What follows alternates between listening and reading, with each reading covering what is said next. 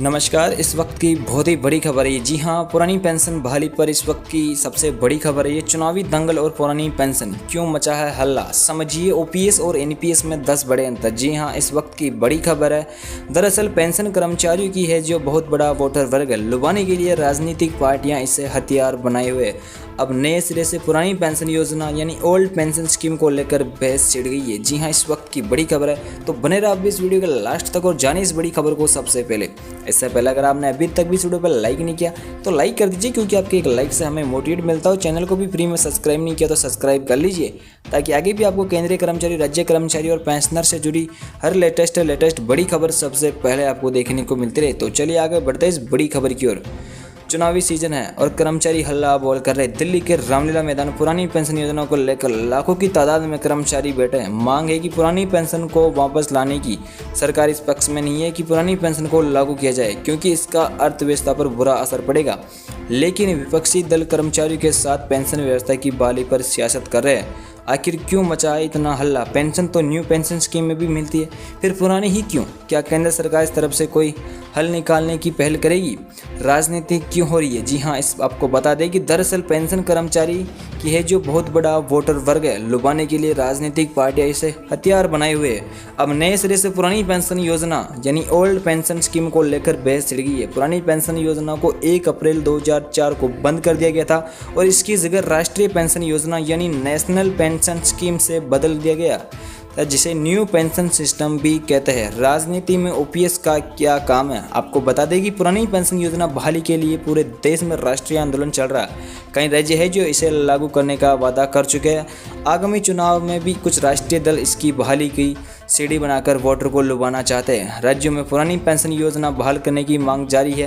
राजस्थान, छत्तीसगढ़ का चुनाव याद कीजिए। चुनावी वादों में पुरानी पेंशन थी और इसे लागू भी किया गया था। अब दूसरे राज्यों में भी इसे चुनावी रंग चढ़ा है। चुनाव में ओपीएस को दोबारा लागू करने का वादा किसी के भी पक्ष में बाजी पलट सकता है। यही वजह है कि पुरानी पेंशन को लेकर राजनीतिक दल इतने सक्रिय है। क्यों चढ़ा है ओल्ड पेंशन का रंग? आपको बता दें कि पुरानी पेंशन योजना को दिसंबर 2003 में दिवंगत अटल बिहारी वाजपेयी सरकार ने खत्म कर दिया था। इसके बाद राष्ट्रीय पेंशन योजना यानी एनपीएस लागू की गई थी। एनपीएस 1 अप्रैल 2004 से प्रभावी है। पुरानी पेंशन योजना में कर्मचारी के आखिरी वेतन का 50% पेंशन होती थी। इसकी पूरी राशि का भुगतान सरकार करती थी। वहीं एनपीएस में उन कर्मचारियों के लिए है जो 1 अप्रैल 2004 के बाद सरकारी नौकरी में शामिल हुए। कर्मचारी अपनी सैलरी से 10% हिस्सा पेंशन के लिए योगदान करते हैं। इसके अलावा राज्य सरकार 14% योगदान देती है। पेंशन का पूरा पैसा पेंशन रेगुलेटर यानी पीएफआरडीए के पास जमा होता है, जो इसे निवेश करता है।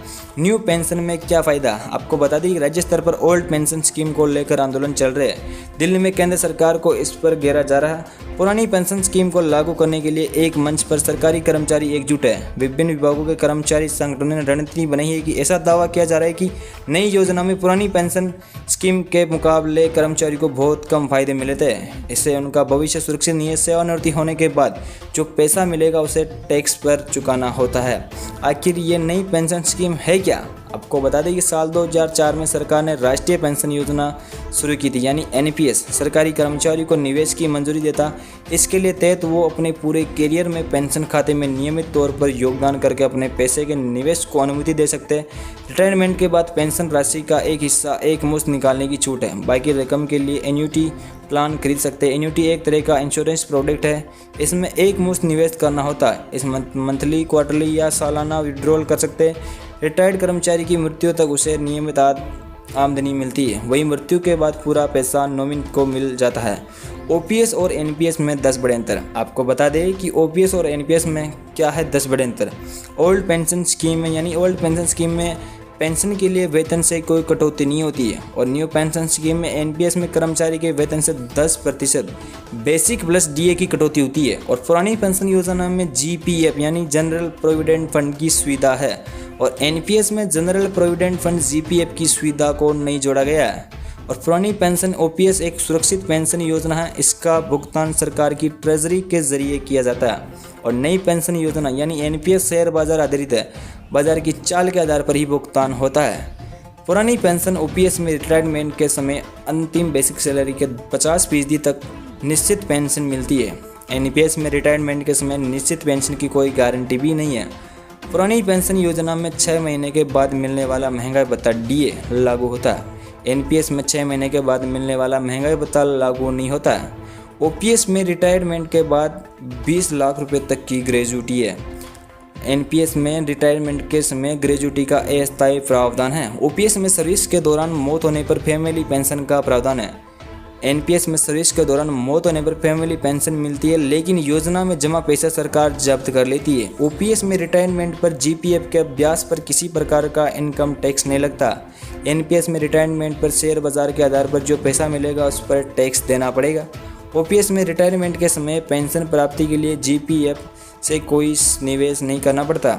एनपीएस में रिटायरमेंट पर पेंशन प्राप्ति के लिए एनपीएस फंड से 40% पैसा इन्वेस्ट करना होता है। ओपीएस में 40% पेंशन कम्युनिकेशन का प्रावधान। एनपीएस में प्रावधान नहीं है मेडिकल फैसिलिटी एफएमए, लेकिन एनपीएस में स्पष्ट प्रावधान। जी हाँ दोस्तों, ये थी आज की बड़ी और लेटेस्ट खबर जो हमने आप तक पहुंचाई। आई होप की न्यूज़ आपको अच्छी लगी दोस्तों वीडियो पे एक लाइक जरूर दें और ज़्यादा से ज़्यादा अपने मिलने वालों तक शेयर करें ताकि उन्हें भी इस बड़ी खबर की जानकारी मिले। धन्यवाद।